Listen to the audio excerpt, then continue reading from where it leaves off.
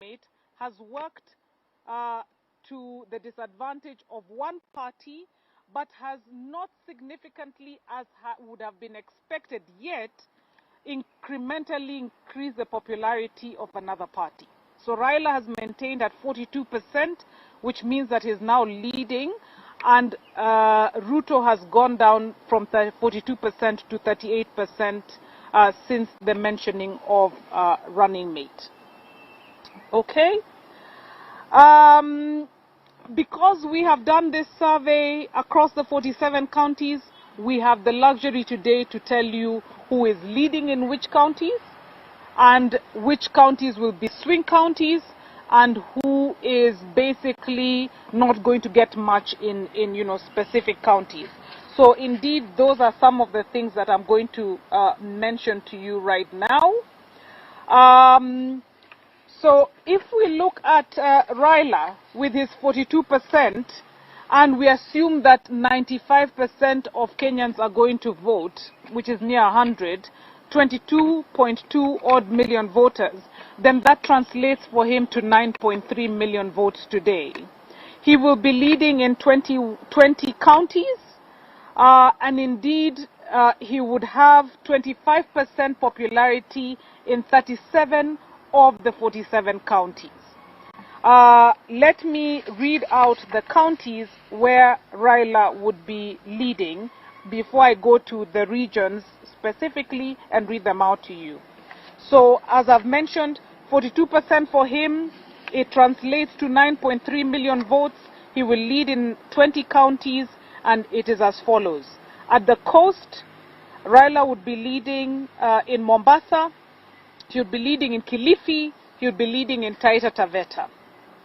In northern region, because now we have clustered Isiolo and Marsabit in the north, so it's not northeastern, Raila would lead in Garissa, Wajir, Mandera, and Marsabit. In lower eastern, he would lead in all the three counties. However, what we will perhaps see now is an increase in his margins in lower eastern, because when we did this survey, Stephen Kalonzo was still indicating that he would be a presidential candidate. So that is important for you to note. So he would then be leading in Makueni, Machakos, and Kitui. In western, Raila would lead in Busia, in Kakamega, and Vihiga. In Nyanza, Raila would lead in Siaya, Kisumu, in all of them. Siaya, Kisumu, Homa Bay, Migori, Nyamira. And then he would also be leading in Nairobi with 50%. Ruto, with his 38% currently, would then garner 8.4 million votes. He would be leading in 16 counties. He would also have 25% popularity in 38 of the 47 counties. So what this says is they already meet the threshold of having 25% in half of the counties. What none of them is meeting right now is the 50+1, okay? Because we have the undecided vote. But where are Ruto's strongholds in terms of counties? In northern, Ruto leads in Isiolo.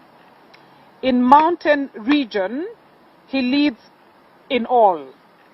So Ruto is still leading even after, the decision on the running mates. Ruto is leading in Laikipia, he's leading in Embu, he's leading in Meru, he's leading in Kiambu, in Muranga, Nyandarua, Tharaka Nithi, Nyeri, and Kirinyaga. Those are his strongholds. Ruto is also leading in South Rift, in Kericho, and in Bomet. Ruto is also leading in Uasin Gishu, in Elgeyo Marakwet, in Nandi, and in Baringo. So those then become the 16 counties where Ruto has a clear lead. It's indisputable. We then also looked at what we considered to be swing or battleground counties, and what led us to make this decision are two things.